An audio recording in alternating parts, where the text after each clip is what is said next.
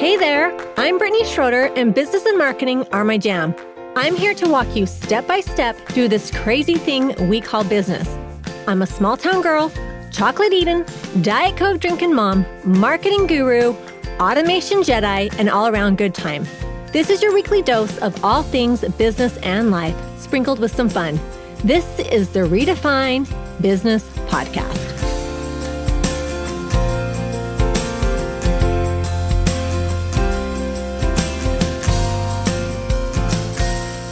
Welcome to another episode of Redefined Business Podcast. I'm excited to have my guest on today. We recently did a podcast swap. So I was on her podcast and then I wanted her to come and jump on mine and share some golden nuggets of all the things that she teaches. So Lissa, welcome to the podcast. Thanks, Brittni. It's really fun to get to hang out with you today and have a conversation that literally touches every single person on the planet. Because I always say time is the great equalizer. Yeah. We all get 24 hours, but have you ever noticed some people seem to get more done or more out of those 24 hours than others? Yes. And there's a reason for that. So We'll talk about that today. What is your title? What do you say? Are you time management ninja? What is the title, Lissa? This is actually a really funny story because it's evolved with me. So when I first started really delving into the area of time, and I'll tell my story in a minute, I called myself an untime management coach because I believe time management is actually the problem. It's not the solution. And so I was trying to really flip that upside down. Then I started talking about being a time scaling strategist because there's this idea of I can't change the amount of time that I have, but I can scale the results from my time. And so, but really I'm a scaling strategist. I work with Christian women business owners and my angle is time. Time is the key to unlocking the results that you want, especially as we step into a new year of 2026, whether it's in your business, whether it's in a relationship, whether it's in your health, everything takes time. I mean, time is the underlying thing, and time is usually the number one obstacle that comes up, right? When somebody is looking at a new year or looking at, goals or growth that they want to experience, the number one thing I hear is, I don't have time or some version of it. When I have time, if I have time, if only I had time, after the kids go back to school, I'll have time. When this project is done, I'll have time. And literally, it's just the same merry-go-round that we get on. So anyway, I call myself a scaling strategist now because I'm really focused on you getting the results from your time. I call it ROTI, return on time invested. So long story short, scaling strategist who believes that time is your number one asset. And that's where the key is. Yeah. And I think as we get older, it feels like time becomes our most valued commodity. It used to be oh, I don't have money. But I feel as we get older, we kind of put things in perspective and we're I don't need more money. I need more time. And that's what it feels like anyway. Yes. And with money, I always say there's so many parallels between time and money, except, for example, you can waste money just like you can waste time. You can spend money, right? And you may get a cute pair of shoes or a great cup of coffee, but nothing's going to change your life. Or you can invest money and get a return, right? Same thing is true with time. You can waste it, spend it, invest it. But the only difference with time is you can't make more of it if you don't do what you wanted to with it, right? With money, you can make a bad investment. You can spend it on something that you wish you didn't, and you can, make more money, but we can't ever get that time back. And so I think you're right. It's this intangible thing that I think it affects everything, and it is the opportunity for everything. So I teach people to stop making time your obstacle. Let's make it your greatest opportunity. This is what allows you to have that relationship. This is what allows you to take care of your body. This is what allows you to build your business, to run the ministry, to serve in your community, whatever it is. Time is a gift, not the enemy.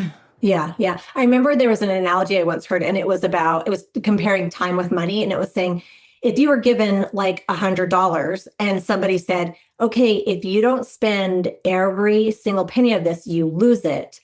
How would you spend it? And I feel that, and it was comparing that to time, where if you don't spend it your time wisely, it's you're throwing it away. Literally, it resets every day, right? Those 86,000 seconds, I forget how many it is right now offhand, but it's you get them for the day and then they're gone and it resets again. So yeah. So, okay. So when this episode airs, it's either going to be the end of 2025 or the beginning of 2026, but either way, people are getting ready for 2026. We're kind of prepping up for 2026. So let's talk about some tips. Let's give some tips to my listeners on things that they can do to get the biggest return on their time.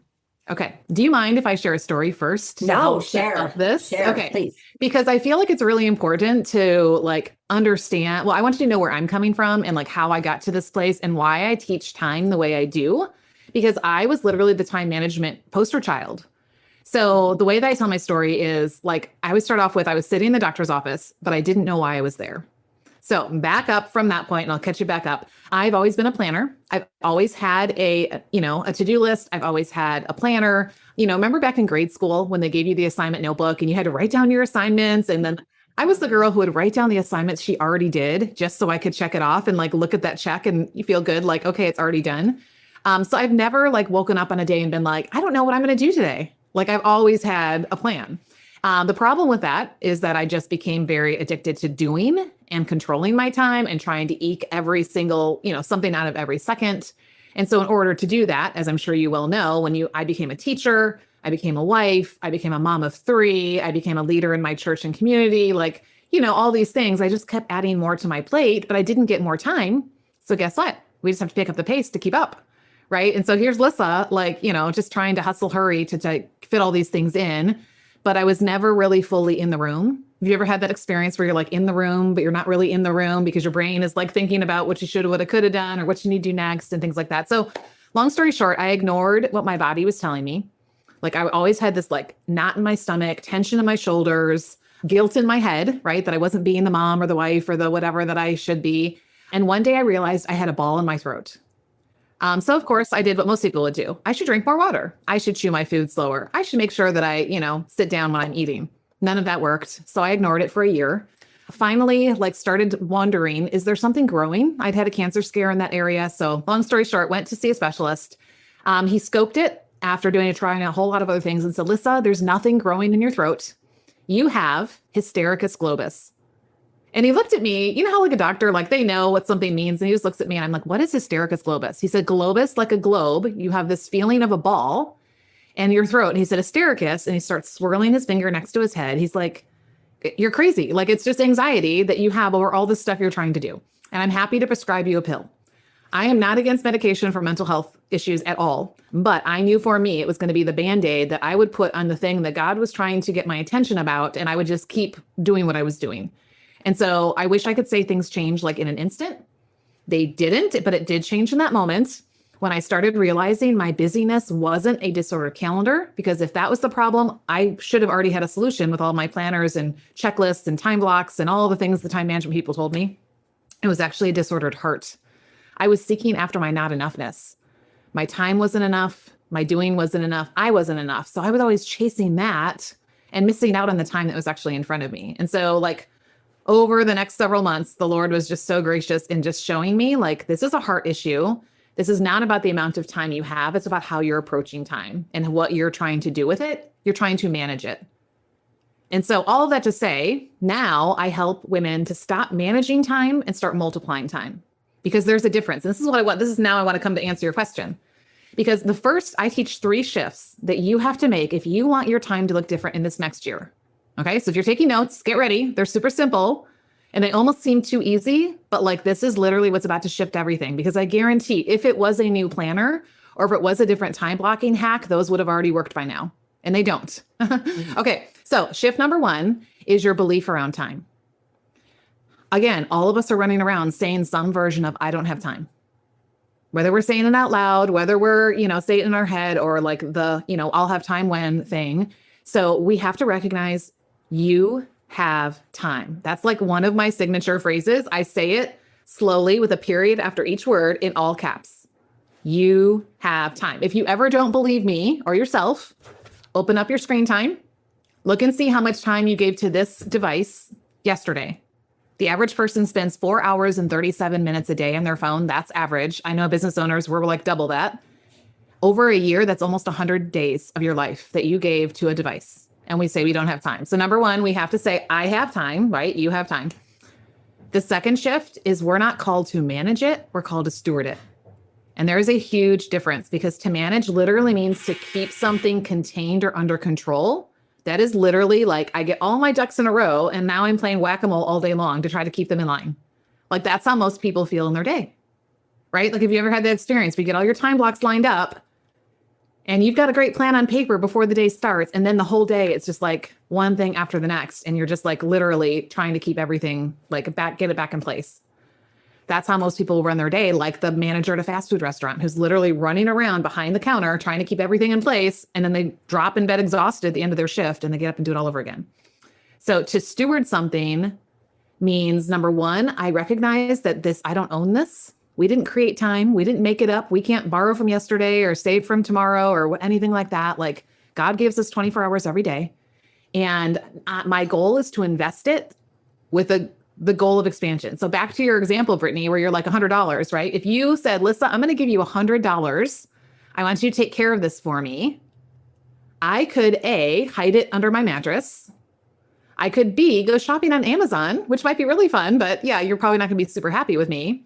Or C, I could invest it because I know that you are wanting to expand this so that you can, like, whatever the thing is that really matters to you. Right. So, and a steward understands, like, my role is not just to keep this thing from getting away. My role is to invest this in a way that it's going to expand the results of it. So that's the second shift, is I'm not just here to manage time. I'm here to steward time. And then the third shift, and then we can talk about them because they all tie together, is the question that we're asking about our time. What do you think, Brittni? I'll ask you because I've talked a lot. What do you think is the number one question that most, and I'm talking to women because that's my people, but guys probably too. Number one question most people ask about their time each day. Where did the time go? Okay. Yeah. Some question about that. It's some version of what time is it? And as soon as you ask what time is it, like, your shoulders go up. You're like already in like, gotta go. I'm behind. Time got away. Where did time go? Right? Like, and then we're just in this, like, I'm always trying to catch up. Yeah. So I want you to listen to this very small shift I'm going to make for you. Okay. From what time is it to what is it time for? Mm-hmm. Almost the exact same words, but what that does is it slows you down to the presence of time and the purpose of your time.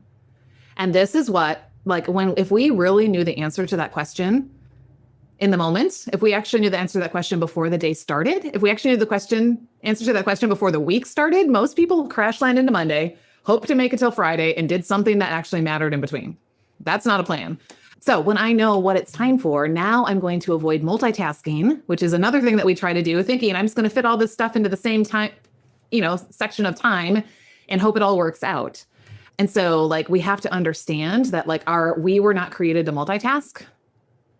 You make up to 40% more mistakes and things take up to 50% longer. So if we could actually slow down and know the answer to the question, what is it time for? Then, like, we would actually see more coming from our time. So all of that to say, those three shifts, you have time. You're not here to manage it. You're here to multiply it. And what is it time for instead of what time is it are, like, the mindset shifts that need to happen. Then, and I'm happy to, like, talk about this, like, then we can go into, let's pick up some tools. But I would love to hear kind of your thoughts as you hear those three shifts about, like, how we're approaching time first. Yeah. No, I think it's interesting because I think it's kind of similar to, like, money. Like, it's a scarcity thing. Like, I don't have enough time. I don't have enough time to get things done. And I think it is, I feel like I have been pretty good at, like, managing my time.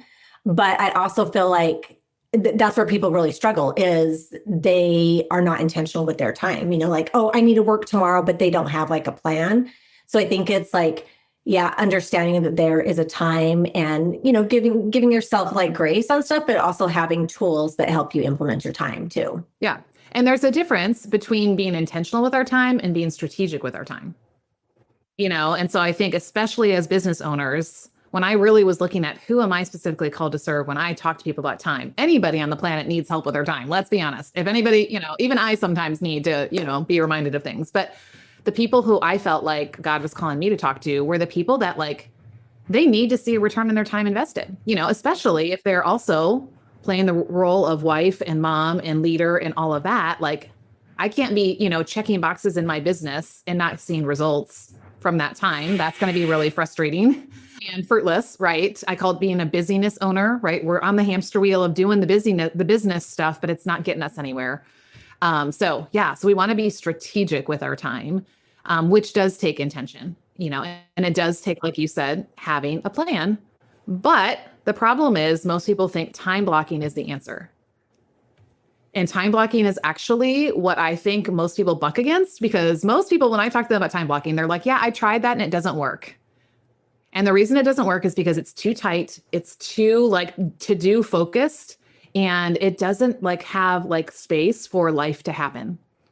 Right. And so it feels like it's like rush hour on the 405, right? When one time block hits into the next, and it's just like when the one thing gets off, you like have this pile up, and, then you're like, oh my gosh, this is like, why I'm even bothering. I had one of my clients told me, she's like, I used to create time blocks every day, Lissa, and I would literally kick the can down the road all day long. I don't even know why I bothered. Most people, a time block is a to-do list with a timestamp. So I actually teach something. This is what I would love to like kind of give to your audience. And I actually will go into this in this gift that I'm going to give you. I call it time anchor zones. So unlike a block that's very rigid and rough and very like, precise, think about like an anchor, right? So if I want my boat, say you and I are like going to go water skiing, okay? And we've got this amazing boat that we're going to be on or whatever. And, we want to like stop and like lay in the sun and enjoy a little bit of sunshine and things like that in the middle of our day. We will drop an anchor. Well, the thing about that is that rope has some give. And so what that anchor does is it keeps the boat in the space of water we want it to stay, so it doesn't drift downstream or into somebody else's dock or whatever, right? But it also has to have enough give so that when the wind and the waves come, it doesn't like smash to pieces. Because if that rope was so tight, as soon as the waves came when another boat went by us, or as soon as the wind blew really hard, we would be, we would have a problem. So the way that I teach this everybody, I believe, has 5 main time zones in their day. We have 2 times in our day, and there are some smaller ones in between there, but 2 major times in our day when I think the purpose of them is to refill body, mind, spirit. We can't pour from an empty cup. We all know that. A lot of us are good about the morning time. Okay, I'm refilling, right? I got my cup of coffee, I got my journal, my Bible, my book, whatever. I'm listening to a podcast. But most women, especially, what are they doing until they go to bed? They're working or they're binging. They're not like actually like doing like what we have to do to our phone, go plug it in at some point in the day, because otherwise it's going to die. So I think we have times in our day we need to refill. And I think we have, so I call those the refills, and they're morning and evening. And then we have in between the pour outs. And some of our pour outs are into our family and household, especially as ladies. And some of our pour outs are into the work we're called to do, which is our business, or if we're working for somebody else or things like that, caretaking full time. And so when we know where those time zones are in our day, now I'm not trying to throw in all these extra things that are really belong in a different time zone and are not allowing me to be fully present to what's in front of me. So I go into a lot of like what that looks like and how so there's this concept I teach called capacity by design. Have you ever seen the illustration of the river rocks and the pebbles? Where like if you put the pebbles in first to this like a container, and then you go to put the big rocks in, there's not room and they're like overflowing. So I do this with Skittles and Oranges. So Skittles are like all the random things of your day and all the notifications and all the, please do this or whatever's, some are important, some really don't matter. But that fills most people's time. And then they go like, okay, but here are my oranges. So Brittni, like the oranges for us are like my faith, my family, my friendships, the work I'm called to do, my wellness, my passions and dreams, my taking care of my home. There's not room for the oranges if we let the Skittles fill our time. But the beautiful thing is you pour everything out, you put the oranges in first, and every single Skittle that was just a minute ago pushing out the oranges, every single Skittle just kind of fills in, and there's no overflow. So it's this idea I call capacity by design. Yeah, like so many of us are in the default mode, letting Skittles fill our day and saying, I don't have time. So so that ties in with the time anchor zones. We've got to know where are my anchor zones and then put my oranges in first. And then, yes, Skittles are going to happen, but I leave room for that. Yeah, I love that. That's so good. Well, this has been so good. Is there anything else, any other tips that you want to add? You can check out, we'll put the link to her is it a private podcast? It's a private podcast. Yeah. So it's called Scaling Secrets of the Top 1%, because I think 99% of business owners are way too busy to miss these things. And yeah, it's how do we get off the hamster wheel? How do we actually start seeing a greater return on our time invested, our roadie, I call it. How do we step into time abundance when we have the same 24 hours? And so it's 10 episodes. They're 10 minutes long. You can binge it all at once, or you can, listen over a little bit of time. The link to that is redeemhertime.com/hours. I'm going to show you how to multiply your hours. But I want to go back to something you said earlier, Brittni, that I think is really going to be important. And you talked about that lack mentality. And I think this is where like I really want to land is as long as you are chasing the time you don't think you have, you are missing out on the time that's right in front of you. Yeah. And so that is why you have time is so important. It's why I end every podcast episode with that phrase. I sign every email with that phrase. I say, people like literally tell me on the daily, Lissa, I hear you in my head saying, you have time. And it makes me slow down and go, okay, I have time. Now, what is it time for? So yeah, stop chasing the time you don't think you have, whether you're looking back at 2025 and going, oh, I shoulda, woulda, coulda, or you're looking ahead at 2026 and you're like, well, if only, or I wish. Like actually look at the time you do have and be strategic with it. Yeah. And you will see a difference come this time next year. I love it. I love it. Well, Lissa, tell my listeners where they can find you, first of all. Yeah. So the Redeem Her Time podcast is my favorite place to hang out because you can just put it on and take me on a walk or around town or when you're mopping the kitchen. I also have a free community. I link to that in my show notes where you can come. I have a business directory. You can talk about your business any day of the week. You can tell us what you're offering. You can do market research. I'm not going to slap your hand because it was the wrong day and the wrong post that I'm like, yes, please tell us. We want to know what you're doing. So that's another place where you can find me. It's redeemhertime.com/community.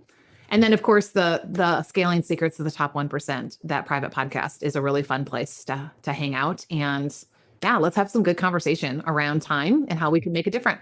Awesome. I love it. All right, Lissa, I like to end all of my podcasts with asking my guests 2 questions. The first one is, what is a pet peeve?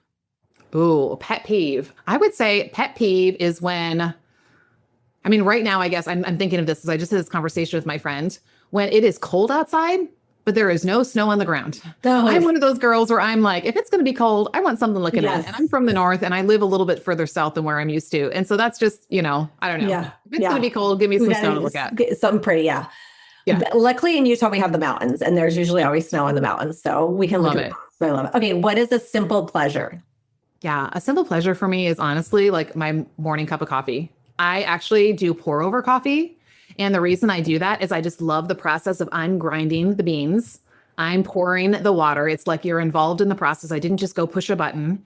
And then I've got this cup of coffee that's so good. And then I just sit with the Lord, with my Bible, with my journal, and just take time to fill up in the morning before I start pouring out into my day. And I really find that by doing pour over coffee, it slows me down and just really helps me be fully present to that time of my day. Oh, I love it. I love it. Well, thank you so much, Lissa. I am excited for this episode and I'm excited for 2026. And I hope that all my listeners take some of these golden nuggets and implement them in 2026 and really slow down and enjoy and get good with your time. So Thanks, Lissa. All right. Thank you, Brittni. Let's not stop the party here. Head on over to my Instagram or Facebook group, Redefine Your Business, and let me know your thoughts about today's show. I will see you again, same time, same place, next week.